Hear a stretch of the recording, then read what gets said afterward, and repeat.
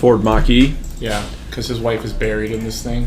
They said they should have leased it, but They bought it. I regret buying my Tesla. Never thought I would say this, but it messed up today. If anybody needs to be defluenced from buying an electric vehicle, let me tell you how much my tags are. Every car company on the planet spent the last 5 years telling you that electric is the future. Buy now, save on gas, save the planet. And millions of people did. Now those same people are sitting in parking lots waiting for a charger, watching their car lose half its value in 2 years, and doing the math they should have done before they signed. The EV revolution is here. The regret is right behind it.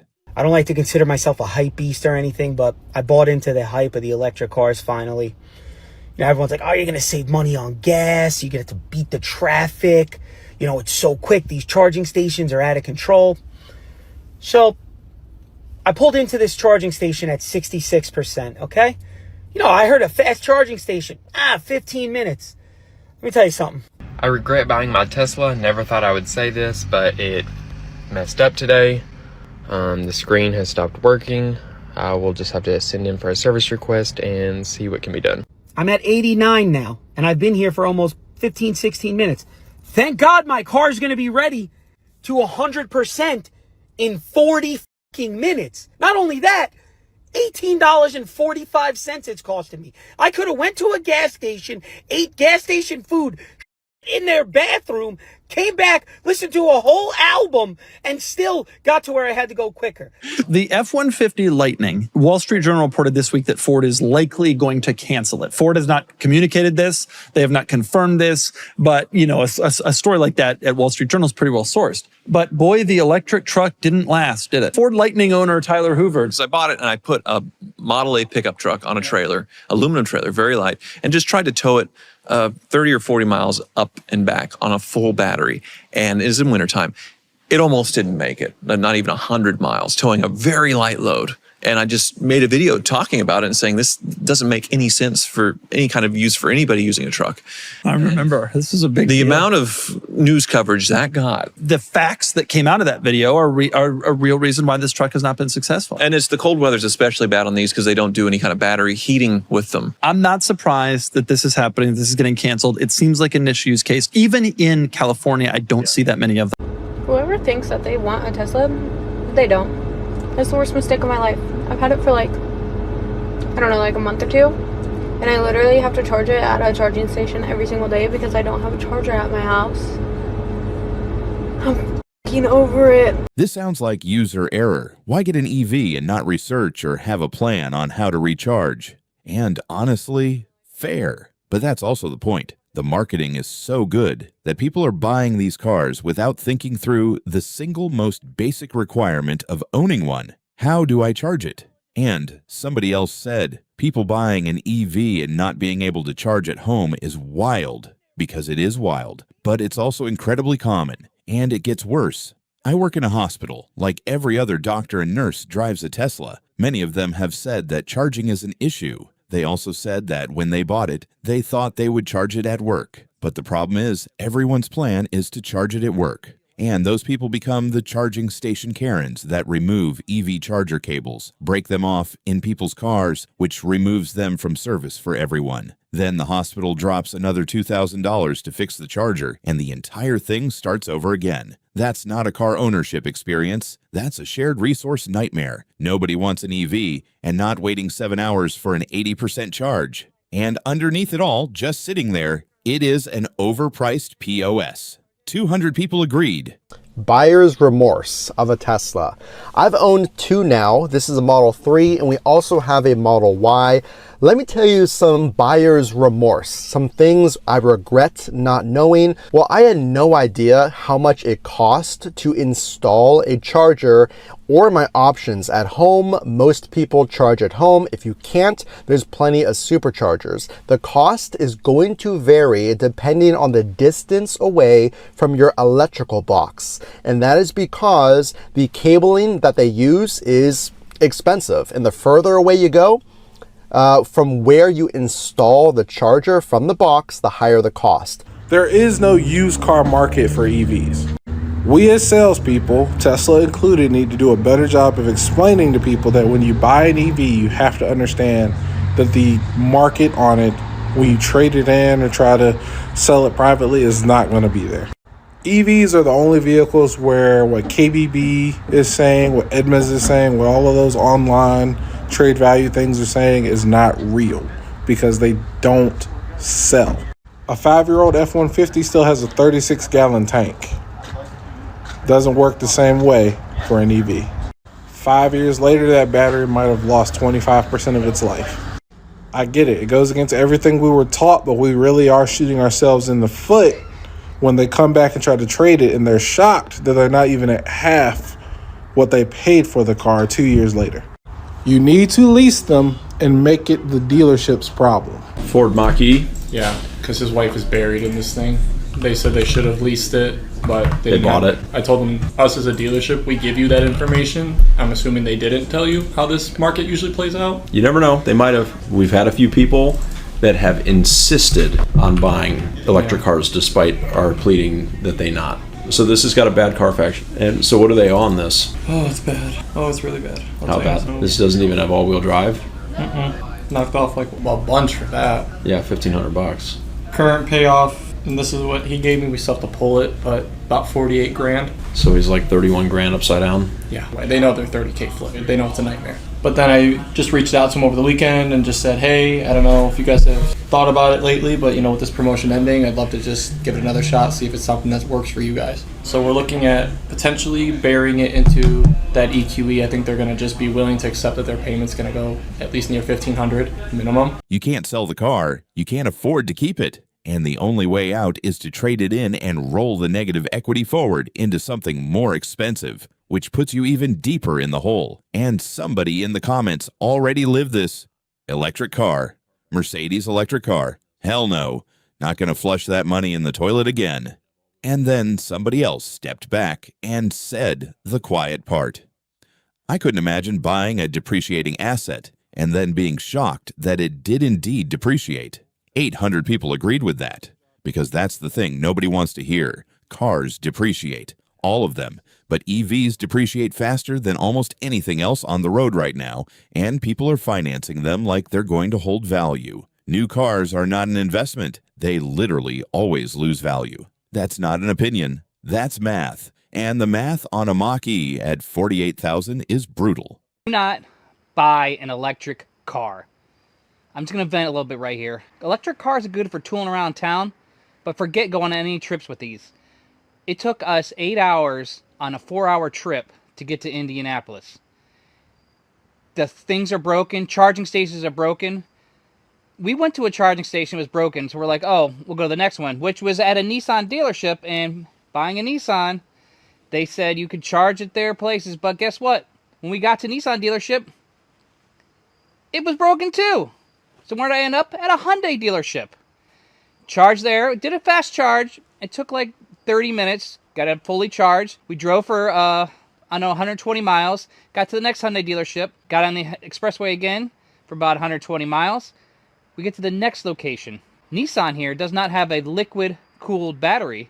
I didn't know that. No one told me that when I got this car. But they have an air-cooled battery. So that means if you do a fast charge and get on the expressway and heat that battery up, so eventually when you get to a next fast charger, it will not charge it fast at all. It's very hot. The battery is so hot it won't take the charge. Back on the road in our EV. The first charging stop we have this morning, Electrify America, is not working. Probably related to AWS being down. But it got me thinking, with all of this modern technology, we need conventional backups. These EV charging stations are all touchscreen, app connected. We need a conventional card reader. You can swipe your card and get charging, get it back on the road. It's also why I will always keep a conventional gas car in my garage, even with how much I love EVs. Don't buy a new electric car. For 55 grand, Tesla Model 3 Performance has a killer 0 to 60 time. I don't think there's any other car in the market that can actually achieve that. But would you still buy the car if you knew that it's going to be worth 40% less within the first year? That's not the only example. I mean, we have Lucid Air Grand Touring. That's a $100,000 car brand new, and within 2 years, it's worth about half. The crazy thing is, a lot of times people would think, hey, you know what? If I buy a brand new car, I get a $7,500 rebate here,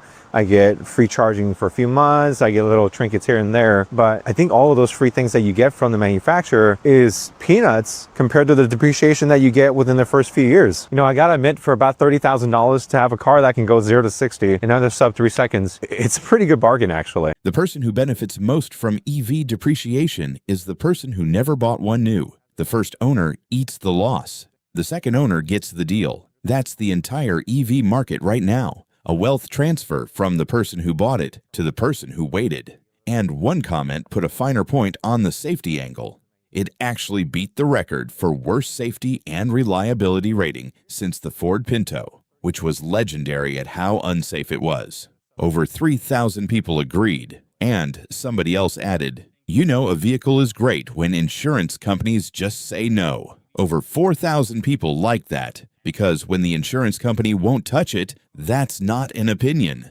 That's an actuarial table telling you the risk isn't worth the math. What's the most you've ever lost in value on a car you bought new? Drop it below. EV sales. I don't want to harp on this because we've talked about it before and we predicted this would happen. But the tax incentive for EVs ended at the end of last month. It ended at the end of September. Yep. The numbers are absolutely wild. We all knew they would drop. Ioniq 6 sales were down 52%. That car is already a car that was selling pretty lowly. I read that Prologue sales were down 80%. Wow. 80. The Drive is reporting the following. Subaru Solterra in 25 was about to match its 24 sales total. Right up until October, they sold 10,000 units in 24. So 1,000 a month, I don't know, 800. Last month they sold 13.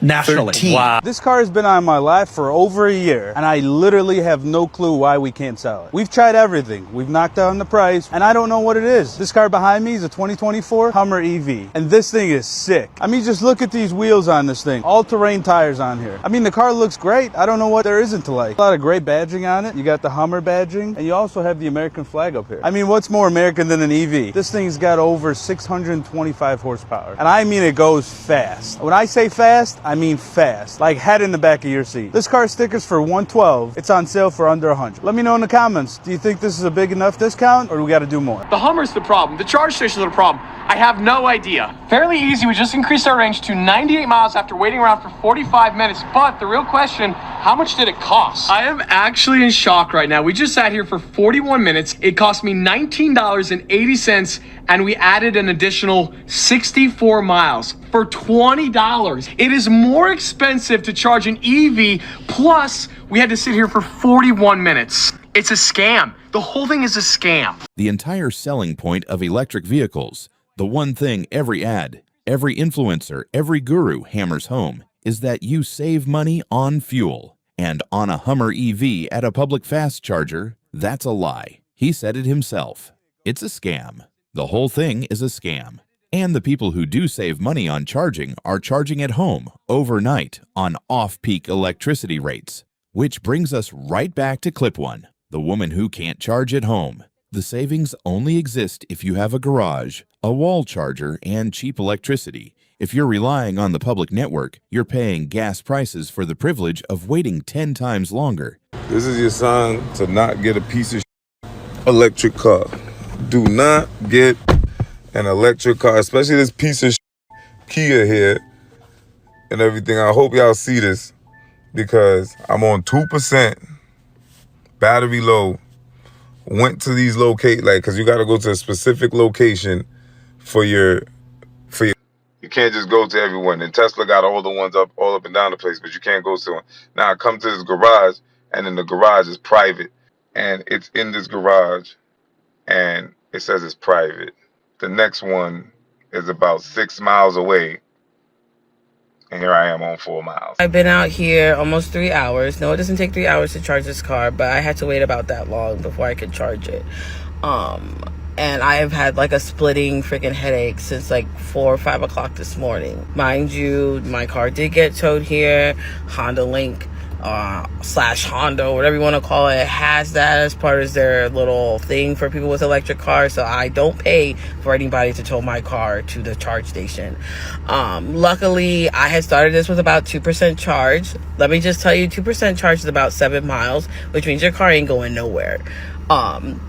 I've been here 44 minutes according to Electrify. I have gotten almost 80 kilowatts of power to this car.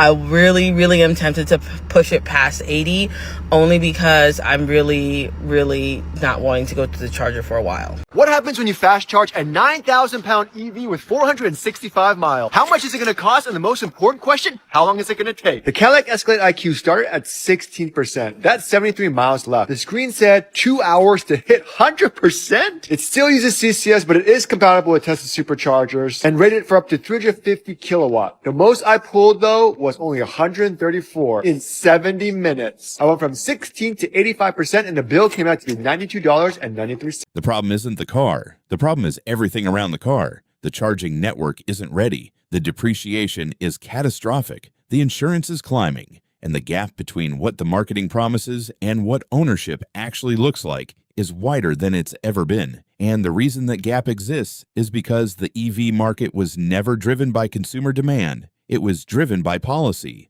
Government mandates told manufacturers they needed to hit EV production targets. Manufacturers responded by building cars, offering massive incentives to move them off lots, and flooding the market with inventory that people didn't ask for. The $7,500 tax credit wasn't a gift to consumers. It was a subsidy to manufacturers, a way to make a car that costs too much look like it costs less. And it worked. People saw the rebate, saw the monthly payment, and signed without thinking about what the car would be worth in 3 years. The answer is about half, sometimes less. And the depreciation isn't random. It's structural. Every time a manufacturer drops the price of a new model, and Tesla has done this repeatedly, every used model instantly loses value. If a brand new Model 3 costs $40,000 today and $35,000 next quarter, your $40,000 Model 3 from last year just lost $5,000 in resale overnight. You didn't do anything wrong. The manufacturer just undercut you. And they'll do it again and again because they're chasing volume, not loyalty. Your trade-in value is collateral damage in their production target. And then there's charging. The fantasy version of EV ownership is this. You plug in at home every night. You wake up to a full battery, and you never visit a gas station again. That's real for some people. Homeowners with garages in states with cheap electricity. For everyone else, apartment renters, condo owners, people in cities, people who rely on public charging. The experience is nothing like that. It's hunting for open chargers. It's waiting in line behind 3 other Teslas. It's showing up to a station where 2 out of 4 plugs are broken. It's paying $20 for 64 miles and doing the math in your head and realizing you just paid more than gas would have cost. The infrastructure was supposed to be ready by now. It's not. And the people who bought EVs on the promise that it would be are stuck in the gap between the plan and reality. If you're thinking about buying an EV right now, the smartest play is the one nobody wants to hear. Wait. Wait for the depreciation to do its thing. Wait for the used prices to bottom out. Let the first owners absorb the 40% loss and then buy their car for half of what they paid. The technology will be the same. The battery will still have life. And you'll have saved yourself $20,000, $30,000, $40,000 by being patient instead of being first. The early adopters funded the development. The late buyers get the deal. That's not cynical. That's just the math. And in the car market, the math is the only thing that doesn't lie to you. Like, subscribe, and I'll see you in the next one.